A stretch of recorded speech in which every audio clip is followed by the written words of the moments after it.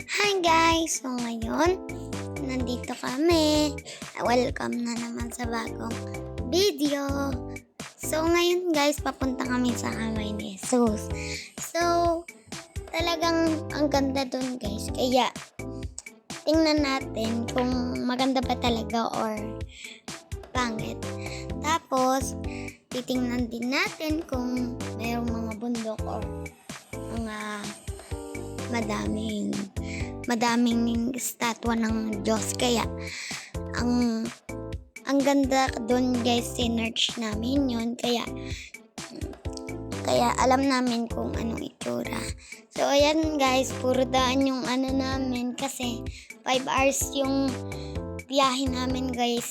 Nakakahirap mag-drive. Tapos guys, nakakapagod, inaantok ka pa, no? Ayun guys, tapos papunta-punta na kami, malapit na lang, onting-onti na lang, tapos titigil muna kami para mag-breakfast kasi hindi pa kami nakapag-breakfast. So ayun guys, titingnan namin yung mga pagkakainan namin mamaya. Titingnan pa namin kung bahala na. Tapos pag-usapan muna natin yung mga nadaanan namin, yung mga puno, flowers, tapos mga bulaklak. Sobrang ganda niya. Ay, iba't ibang kulay siya. So ayan guys, traffic kasi kaya matagal kami nakadating. Ayan guys, ang daming bundok, ang lalaki.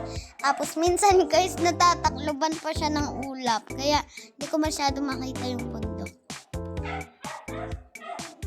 Tapos guys, sobrang ganda dyan. Ganda dyan. Tapos hindi ko alam kung bakit maganda dyan. Ngayon lang kami nakapunta dyan. Tapos nagtanong-tanong pa kami kung saan yung daan ng kamay ni Jesus. Tapos guys, nakakapagod din mag-drive. And gustong-gusto namin makapunta doon kasi sinearch pa namin yun. Ang hirap-hirap mag-search kasi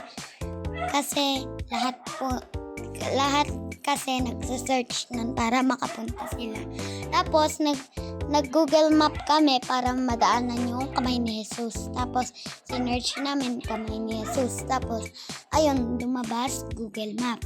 Tapos doon kami dumaan, paliko-liko. Tapos merong pataas na daan. Tapos loko, huyaw pa kayo ng hiyaw. Sabi ko, woo, woo, woo. Hindi ko alam guys kung paano ako ganon. Kung bakit ako ganon nung pinanganak ako. Uy! Tapos guys, nakakatuwa talaga. Tapos yung nasa harap, tapos katabi ng daddy ko, natulog pa. No? Hindi kasi makita yung daan. Tapos ayan guys, naantok na yun si baby. Tapos kaya natulog siya. Tapos ngayon, ayan, nagbe-breakfast na kami. Diyan kami kakain. Ayan, namimili ako. Yan, papasok na kami. Tara! Yan, tapos na kami mag-breakfast. Ayan, magbiyahe na ulit kami. Sobrang laki ng bundok doon sa harap guys. Kaya sobrang hangin din dito. Ang lamig-lamig. Puro halaman. Ang dami. Puro ibon. Merong tagak. Merong uwak. Ayun guys, na kikita ko yung langit. Sobrang ganda ng langit. Kaya ayun guys, yung bundok. Sobrang laki ng bundok guys. Kaya gusto kong akyatin pero bawal eh. Shush guys. Tapos ayun yung isang natatakluban guys. My God. Ayan guys, malapit na kami. Ayan, nagda-drive yung daddy ko. Ayan, sobrang ganda dyan guys. Hindi nyo lang alam. Kung gusto nyo makita yan, pumunta kayo dyan guys. Yan guys, sobrang daming puno, sobrang daming halaman, sobrang daming harang dun sa mga highway. Parang highway ba yun? Ayan guys, puro tindera ng kasoy. Ayan guys, Lumang daan na kasi yan guys eh. Tapos guys, nadaanan namin yung mga punong mapapayat, mga matatabang puno. Ayan guys. Tapos malapit na kami. Ayan na. Nandyan na kami guys. Tapos nakikita namin yung mga estatwa. Sobrang ganda ng mga estatwa guys. Hinalayan ata yan. Yan guys. Meron kaming mga pangalan nakita dun sa anuhan ng estatwa. Merong Madre. Merong Mama Mary. Basta guys, ang dami. Ayan guys, yung taas. Sobrang ganda. Yan guys. Ayan, nag-picture ako. Yan, naglalakad na kami. Yan. Holding hands pa sa daddy. Habol ng habol. Guys. Tapos, mamaya aakyat kami doon. Nakakapagod guys, doon umakyat.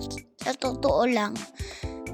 Naranasan nyo na ba umakyat sa mas mataas pa na hagdan kaysa sa bahay ng hagdan mo? Uy, Diyos ko. Tapos nakakapagod. Ayun. Nakita namin, nag-picture ako sa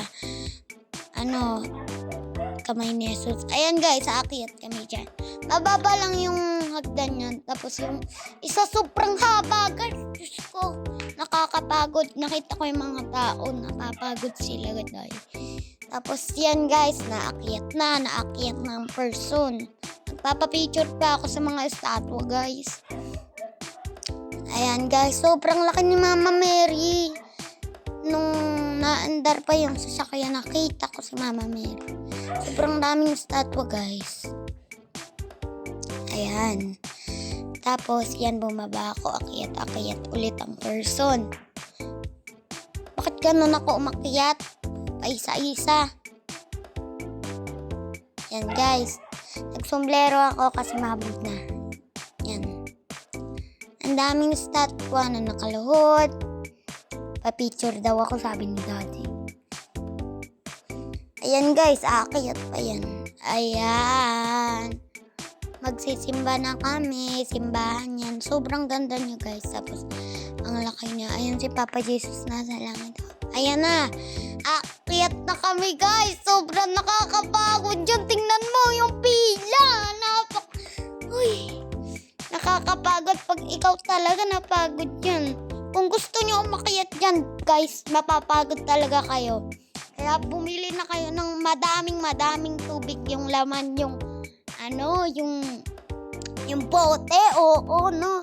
Yung madaming tubig, oo, hanggang langit, no? Para hindi kayo mapagod, no? Grabe naman, no?